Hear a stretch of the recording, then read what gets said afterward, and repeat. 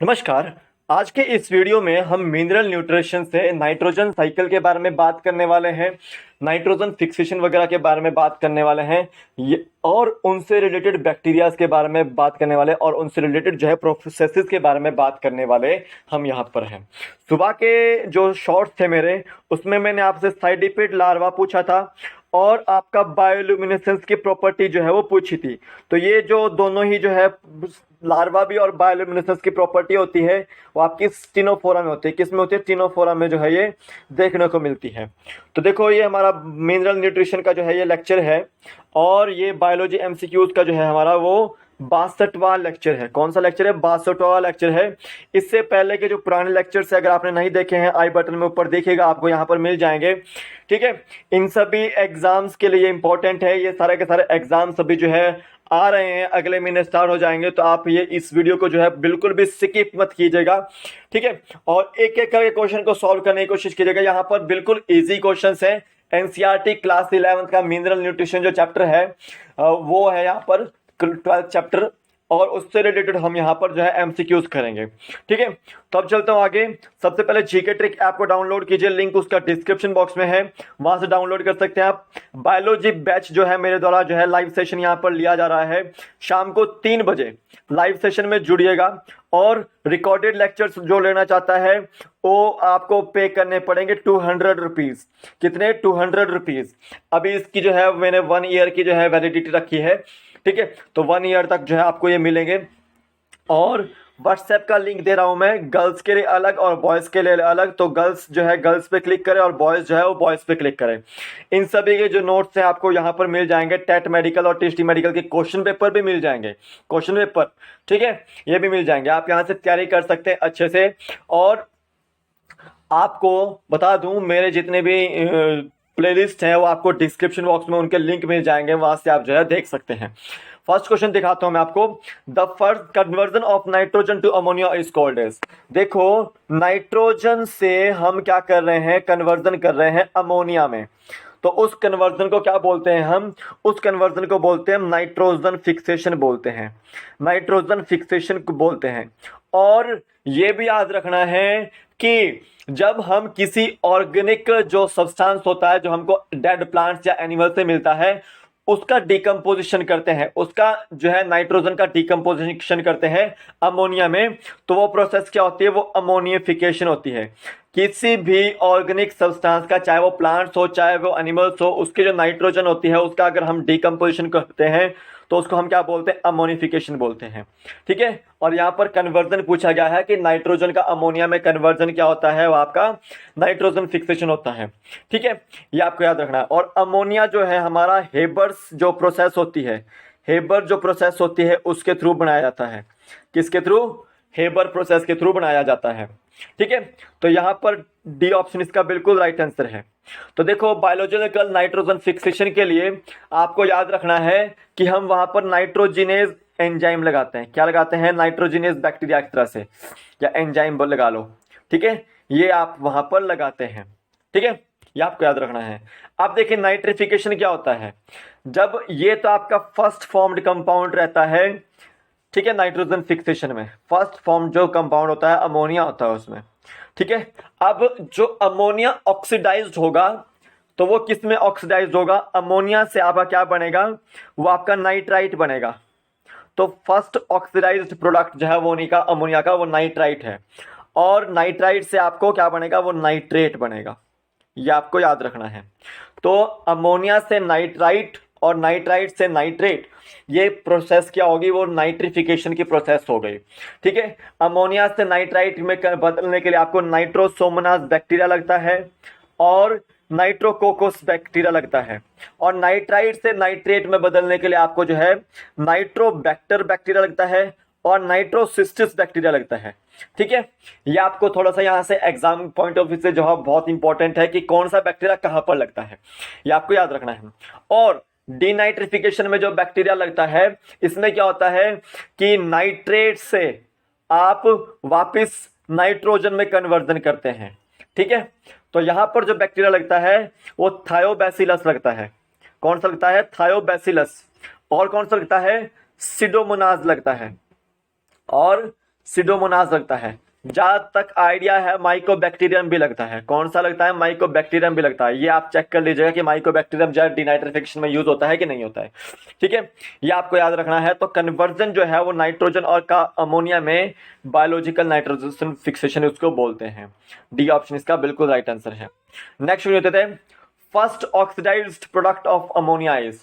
देखो मैंने क्या बताया था अभी आपको कि अमोनिया से आपका क्या बन रहा है? नाइट्राइट बन रहा है। तो फर्स्ट जो ऑक्सीडाइज्ड प्रोडक्ट है आपका अमोनिया का वो क्या है? नाइट्राइट है। बी ऑप्शन इसका बिल्कुल राइट आंसर है।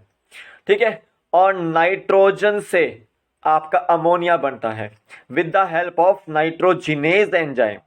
ठीक है, तो ये जो नाइट्रोजन से अमोनिया का कन्वर्जन है ये अमोनिफिकेशन भी बोलते हैं, इसको नाइट्रोजन फिक्सेशन भी बोलते हैं। ठीक है, और अमोनिया का जो प्रोसेस है वो बनता कैसे है? और अमोनिया का जो प्रोसेस होता है वो आपका हेबर्स प्रोसेस होता है, ये आपको याद रखना है। नेक्स्ट देते हैं which bacteria generally seen when ammonia oxidise to nitrite. जब हम अमोनिया को नाइट्राइट में बदलते हैं तब कौन सा बैक्टीरिया यूज करते हैं? तो मैंने क्या बताया था आपको कि नाइट्रोसोमोनास हम जो है वहां पर यूज करते हैं। ठीक है, और नाइट्रोसोमोनास के साथ साथ हम नाइट्रोकोकस भी यूज करते हैं। क्या यूज करते हैं? नाइट्रोकोकस। तो बी ऑप्शन इसका बिल्कुल राइट आंसर है। ठीक है, नाइट्रोसिस्टिस और नाइट्रोबैक्टर जो है, नाइट्रोसिस्टिस और नाइट्रोबैक्टर ये आपका नाइट्राइट से नाइट्रेट में कन्वर्जन करने के लिए होता है, और जो थायोबैसिलस है ये डीनाइट्रिफिकेशन के लिए होता है। ठीक है, ये आपको याद रखने हैं। तो सी ऑप्शन इसका बिल्कुल राइट आंसर है। नेक्स्ट देते हैं नाइट्रीफाइंग बैक्टीरिया आर। जो नाइट्रीफाइंग बैक्टीरिया क्या है? तो देखो नाइट्रीफाइंग बैक्टीरिया जो है वो नाइट्राइट क्या है, अमोनिया क्या है, ठीक है, नाइट्रेट क्या है, ये सब क्या है? ये केमिकल्स हैं। तो ये कैसे बैक्टीरिया है? कीमोसिंथेटिक ऑटोट्रॉपिक बैक्टीरिया है या केमिकल जो है बैक्टीरिया है। ठीक है, ये आपको याद रखना है। ये इंपॉर्टेंट क्वेश्चन था, आपको ये एग्जाम में हुआ था 2020 का जो पेपर देखिए आप HPTGT का, उसमें ये क्वेश्चन था। ठीक है, नेक्स्ट देते थे विच of the following is free living nitrogen fixing aerobic bacteria. Aerobic microbe कौन सा है? फ्री लिविंग जो nitrogen fixing aerobic bacteria. Aerobic का मतलब जो ऑक्सीजन की प्रेजेंस में जो है वो नाइट्रोजन फिक्सेशन करता है। तो याद रखना है आपको कि एक तो आपको याद रखना है कि एजोटोबैक्टर है, दूसरा आपको याद रखना है फ्रैंकिया, और तीसरा आपको याद रखना है कि राइजोबियम। ये तीनों ही जो है वो एक तरह से आपके free living nitrogen fixing aerobic microbe है। तो डी ऑप्शन इसका बिल्कुल राइट आंसर है। रोहोडोस्पाइरलम जो है वो आपका एक तरह से कैसा है? वो आपका एनएरोबिक बैक्टीरिया है, एनएरोबिक बैक्टीरिया है। नेक्स्ट दे दे which of the following fix nitrogen in root nodules of non leguminous plants. अगर पूछा जाए कि नॉन लेग्यूमिनस प्लांट्स में कौन जो है रूट नोड्यूल्स में नाइट्रोजन फिक्सेशन करता है, तो याद रखना है फ्रैंकिया करता है। और अगर पूछा जाए लेग्यूमिनस प्लांट्स में तो आपको याद रखना है कि वहां पर राइजोबियम करता है। कौन करता है? राइजोबियम करता है। तो देखो नॉन लेग्यूमिनस प्लांट्स में कौन कर रहा है? आपका फ्रैंकिया कर रहा है। डी ऑप्शन इसका बिल्कुल राइट आंसर है। नेक्स्ट क्वेश्चन है nodules are generally red and pink due to. Nodules आपको जो है रेड कलर की देखने को मिलेगी या पिंक कलर की देखने को मिलेगी। क्यों देखने को मिलेगी? वहां पर आपको एक हीमोग्लोबिन देखने को मिलेगा, उसका नाम क्या होगा? Leg haemoglobin. ठीक है, सी ऑप्शन इसका बिल्कुल राइट आंसर है।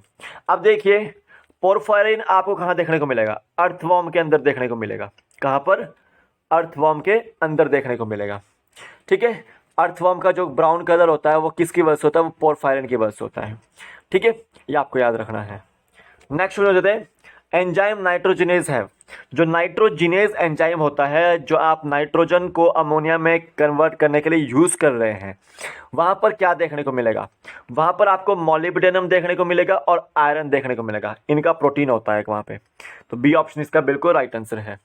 नेक्स्ट क्वेश्चन देते हैं in which process ammonia reacts with alpha ketoglutaric acid to form glutamic acid. सबसे पहले याद रखना कि ग्लूटामिक एसिड कहाँ बनेगा? ग्लूटामिक एसिड जो है आपका जनरली जो रिडक्टिव एमिनेशन होती है उस प्रोसेस में बनता है, रिडक्टिव एमिनेशन की प्रोसेस में बनता है।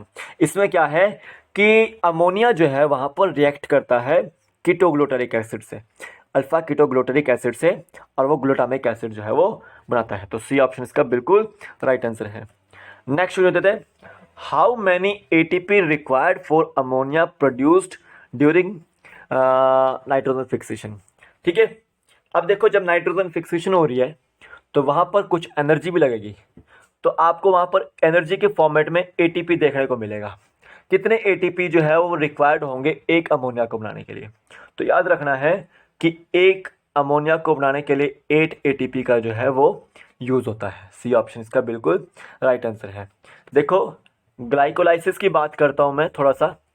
ग्लाइकोलाइसिस में आपके 2 एटीपी यूज्ड होते हैं और 10 एटीपी आपके फॉर्म होते हैं टोटल, और उसमें से नेट गेन जो एटीपी होते हैं, नेट गेन जितना प्रॉफिट हुआ एटीपी का वो 8 एटीपी का होता है। उसके बाद आती है जो आपकी ऑक्सीडेटिव जो डिकार्बोक्सिलेशन आती है, उसमें आपके 6 एटीपी बनते हैं। कितने? 6 एटीपी। और जो क्रैब साइकिल आती है उसमें आपके 24 एटीपी बनते हैं। ठीक है, ये आपको याद रखना है। तो टोटल अगर देखा जाए 8 और 6 14 और 24 38 एटीपी जो है वो बनेंगे आपके टर्मिनल ऑक्सीडेशन में। ठीक है, ये आपको याद रखना है। तो सी ऑप्शन इसका बिल्कुल राइट आंसर है। तो यह आज के इंपॉर्टेंट क्वेश्चंस थे, 10 इंपॉर्टेंट क्वेश्चंस थे। आपको अच्छे लगे हों आई होप। ठीक है, अगर कोई गड़बड़ी होगी हो तो प्लीज़ माफ़ कीजिएगा, कमेंट सेक्शन में ज़रूर बताइएगा।